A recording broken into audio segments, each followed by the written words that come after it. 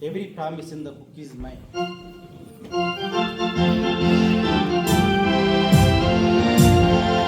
Every promise in the book is mine. Every chapter, every verse, every line. All the blessings of His love divine. Every promise in the book is mine. Grantha vaagdanamulani navi. Prati adhyayamu varsavachanamu. Tana divya prema vaagdanamulu. Grantha vaagdanamulani navi.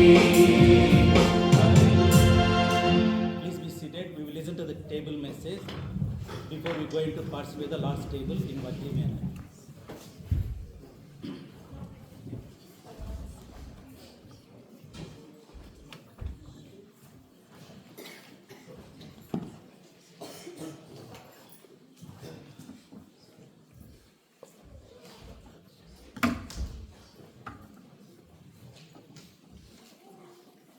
Now, you remember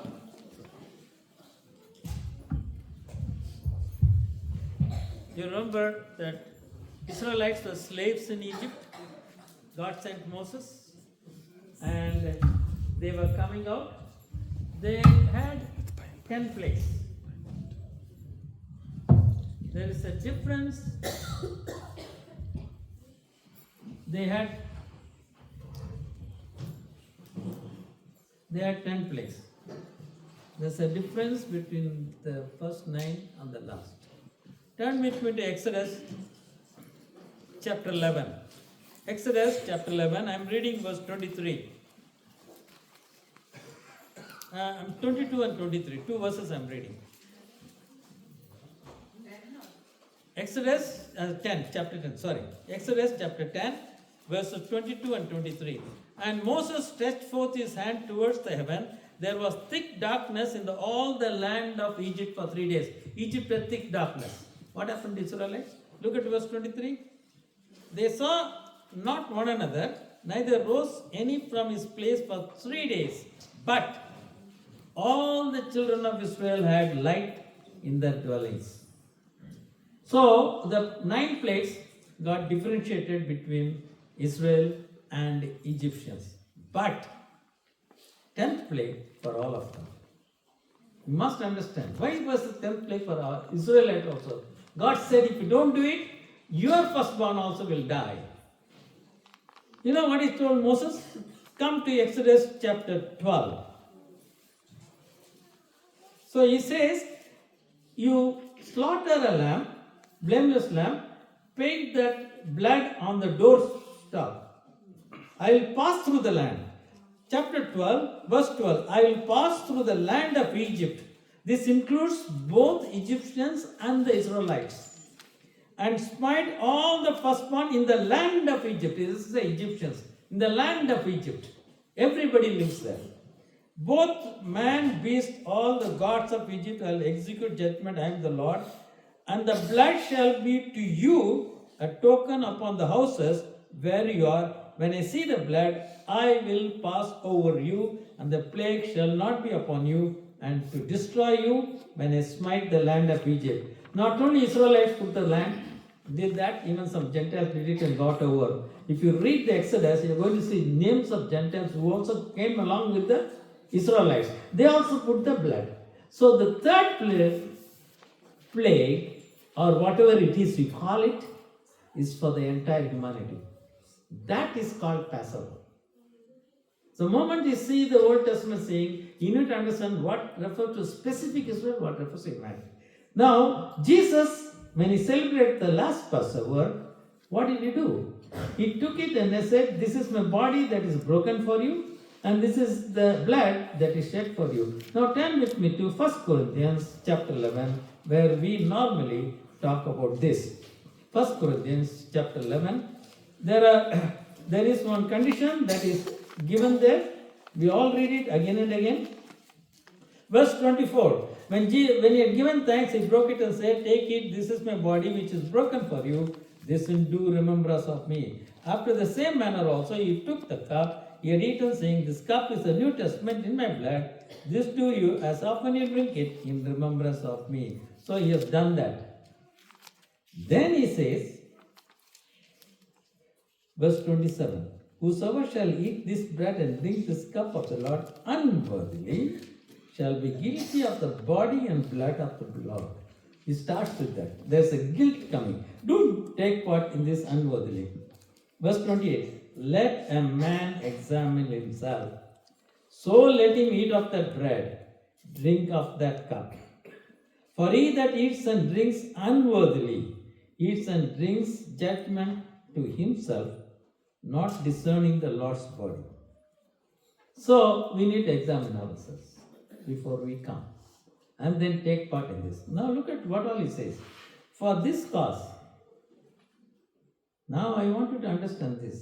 For this cause, many are weak, many are sickly among you. Have you got it? And many have gone to sleep. For this cause, God will execute his judgment upon the Israelites, upon the Egyptians, upon all his children, upon the Gentiles. Anybody, he doesn't bother about. Righteousness comes everywhere. He starts with his own house first. Okay. If you would judge yourselves, we should not be judged. 32. When we are judged, we are chastened of the Lord, that we should not be condemned with the world. So God gives us an authority to judge yourself. Now, we are very good judges of others. Correct? Very good judges of others. We need to judge ourselves first. So he said, judge yourself first. And you know why he says we should judge ourselves first? What did Paul say in writing to the Corinthians? Know ye not, you will judge the world, people of the world. Next verse he says, know ye not, you will judge the angels. Right? So God is training his children now, when we come around the table, to learn to judge ourselves. So it is two-way process he is doing. One, you examine yourself, set things right. Otherwise, you are going through this weakness, sickly among you, and many sleep. That will happen. Second, for your future role, you train yourself now. So when God calls you one day, when you stand before him, come here to judge the angels, you say, Lord, I don't think I am the right person. I will recommend another man, and he will do better job.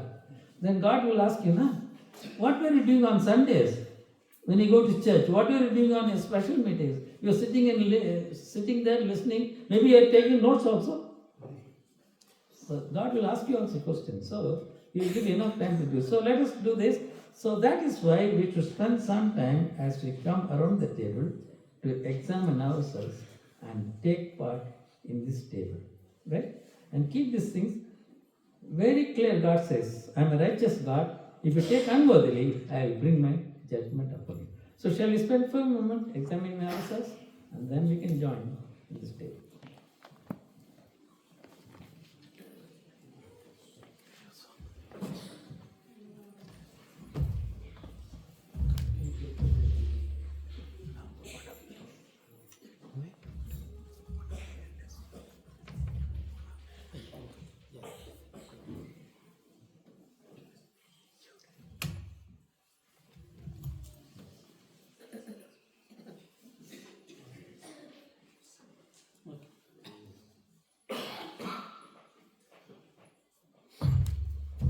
We wish you all a happy New Year, and we will sing New Year song. Song number 251, Songs of Zion, song number 251. After we sing this song, we can participate in the last table. So we'll sing first 4 stanzas. దేవుని స్తుతించరండి, దేవుని స్తుతించరండి, గత సంవత్సరంలో కాపాడండి. First 4 stanzas.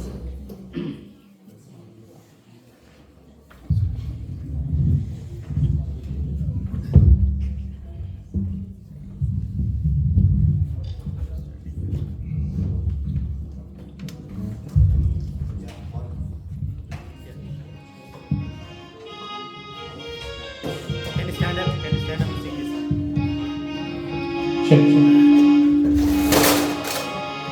దేవుని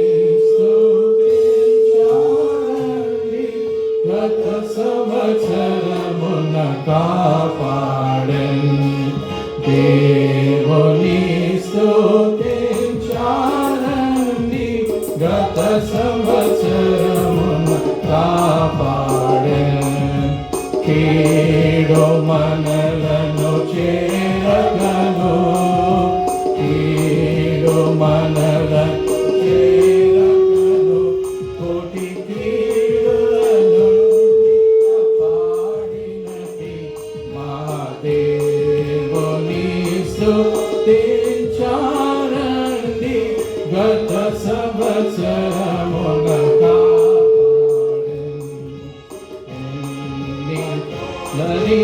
మరణించిరి మన నిజక చేరియున్నాము. కోట్ల కొలది మరణించిరి మన నిజక చేరియున్నాము. కష్టముల పాపి మనలనికా, కష్టముల పాపి మనలనికా, జగముగ జీవితులుగా ఉంచినటి మహాదేవుని స్తుతించారండి. గత సంవత్సరమున కాపాడి కీడులు మనము చేసిన అన్ని మేలను చేసెనుగా. ఎన్ని కీడులు మనము చేసిన అన్ని మేలను చేసెనుగా. నిరతము కాచి చక్కగను, నిరతము కాచి చక్కగను, ప్రభు ప్రేమతో కాచినందున స్తుతి దేవుని స్తుతించారండి.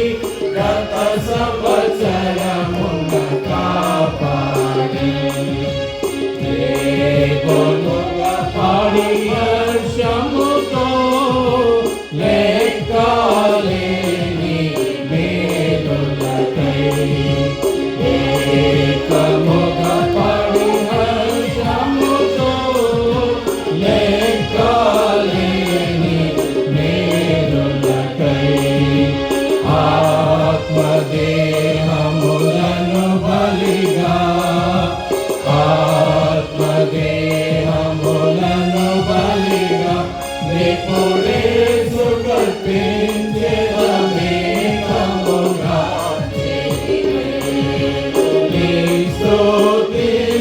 స్తుతించారండి.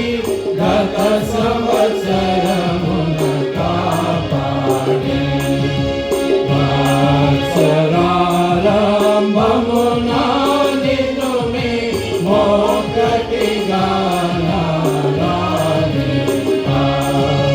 వత్సరారంభమున నిన్ను మే మొక్కటిగా నారాధింపా. దైవ కుమార కృపనిమ్ము, దైవ కుమార కృపనిమ్ము.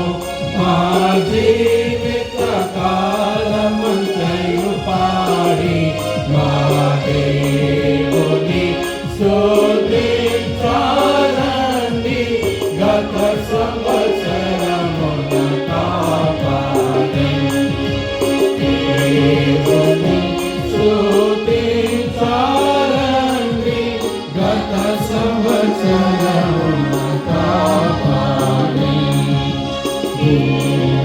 భూమియందలి మాయల నుండి, సైతానుని వలలో నుండి, భూమియందలి మాయల నుండి, సైతానుని వలలో నుండి, ఆత్మతో నిన్ను సేవింపా, ఆత్మతో నిన్ను సేవింప నిపుడేదు మనుచు ప్రతి మాలెనము. కుడి దేవుని స్తుతించారండి. గత సంవత్సరమున కాపాడి దేవుని స్తుతించారండి.